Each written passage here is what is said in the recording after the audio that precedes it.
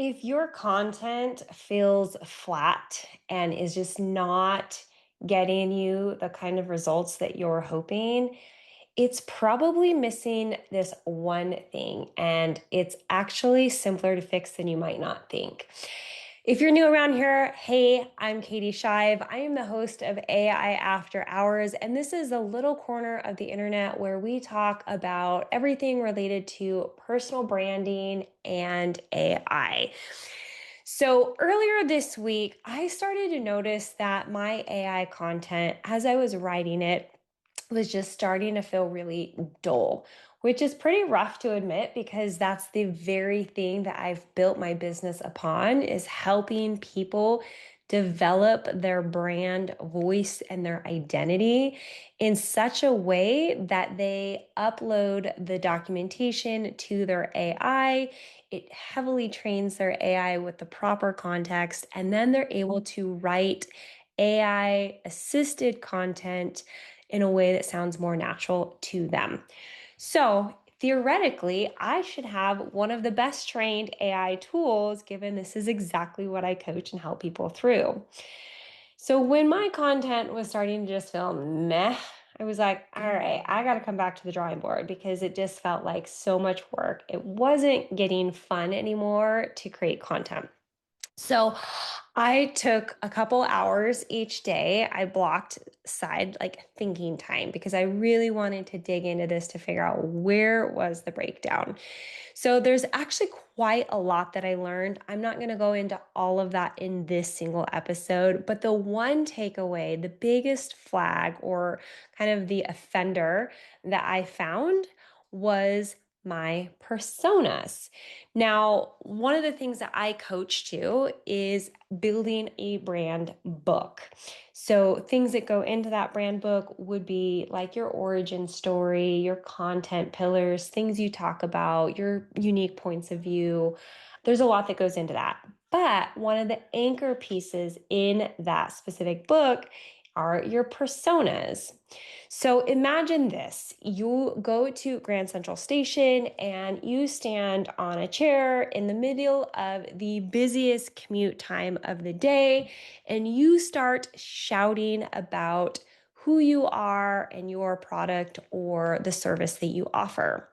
And then you realize no one is stopping, no one is paying attention to you, and nobody cares. Well, that's how a lot of people are operating on social media right now. It's kind of this spray and pray approach. We throw things out there and then we wonder, why didn't anybody engage? Why did this fall flat? Here's the problem, because you were trying to speak to everyone. Now, you may have heard this, a content that speaks to everyone ends up speaking to no one. And I get it. Niching down can feel like the exact opposite of what you were told to do in your business. Meaning, especially if you're in sales, you're like, hey, anybody that meets certain ramifications or parameters for the service that I offer, I want to help them. I don't want to turn anybody away. And you want to essentially think that everyone is somebody that you could help. However, that is really not great territory to live in, especially in today's ultra personalized, tailored content. I would argue that you need to go and do the exact thing and you need to get hyper focused on your personas. Now, when I say personas, I am not talking about demographics. A lot of times people will think, oh, it's 30 to 50-year-olds married, or maybe it's a female, or maybe it's a male, and they're into this or that. Cool. For the most part, those are data points or literally demographics.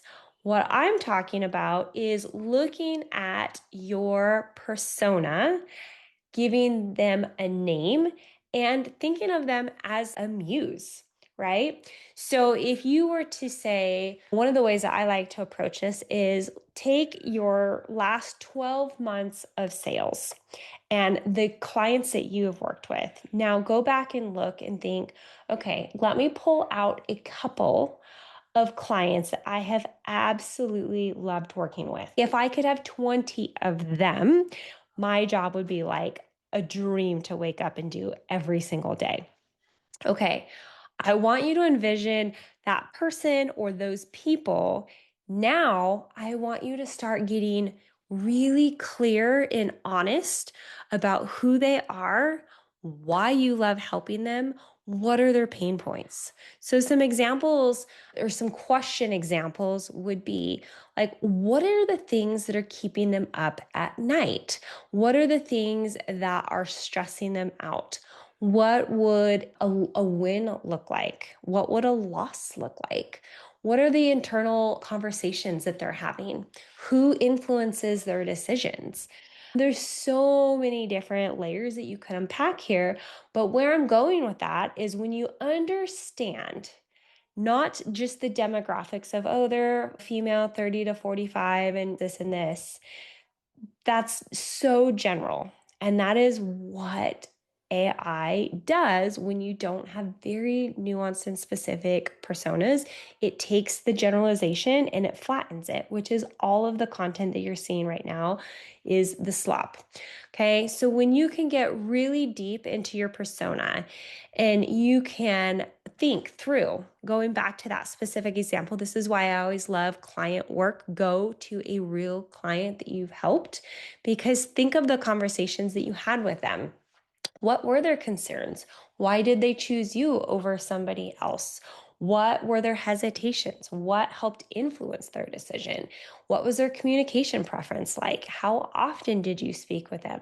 Did they engage with technology? Did they use AI? Were they on social media? Did they consume long form content? Are they into video? There's so many different things here. Now, you might be asking, what's the point? I hope you get it by now, but it's this. When you understand their fears, their needs, their values, their goals, where they hang out on social media, how they learn, now you take all of that information as your muse, and that's who you create content for. Okay. So if, for example, that you serve college aged females who are just entering the workforce and they are scrolling TikTok and Instagram. They are into fashion. They're highly influenced by their friends. They're still young enough that they're getting advice from mom and dad.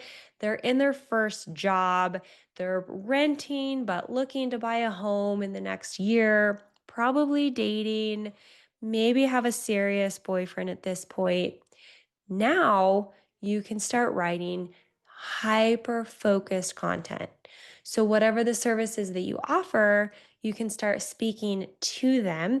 And now, when you bring in things like your origin story and how you got into this job or this industry, now your content can start speaking to them like you're talking literally to them on the other side of the screen. The goal is that your content is very specific. So when somebody comes across it, they feel like that is me. I can relate. And now they're going to consume your content, whether that's a follow, a heart, a comment, whatever the ask is. Now you can start engaging with them much better. Now, people get afraid to niche down for a lot of reasons, but one primarily being that they don't want to be so consumed with one niche that it looks like they ignore anybody else. Here's the cool part. You're not limited to just one persona. You can have several, and you most likely will and should. But by profiling a few, now you can either rotate that too, or you'll probably even notice a through line, meaning that of your different personas, there's going to be commonality between them, a general baseline. The other really cool part is you can start getting specific on how you are uniquely positioned to help them. So, going back to the example, if you know that you are working with young female professionals out of college, they're ambitious, they're driven, what have you. Now, how are you positioned to best suit them and why? Now you play into that. That's part of your story. The whole goal meaning that you are building connection and empathy through your content. So, how did this end for me? I spent a lot of time using ChatGPT and Claude to go through ask questions, research my persona. I have a really clear persona in mind of who I love to help and who I work really well with. And so I was reading content and going back and forth, and I would do a brain dump, right? I'd be like, hey, I'm wanting to help refine my persona. Here's what I currently have. I want to go deeper. So that is what I did yesterday. And I have to tell you, I updated my documents into my AI tools. And then you always want to trust but verify. And so then I started creating some content now tailored at that updated document. And I was like, oh my lordy, I don't know why I didn't do this months ago, because the outputs, I was like, we have arrived. We are back.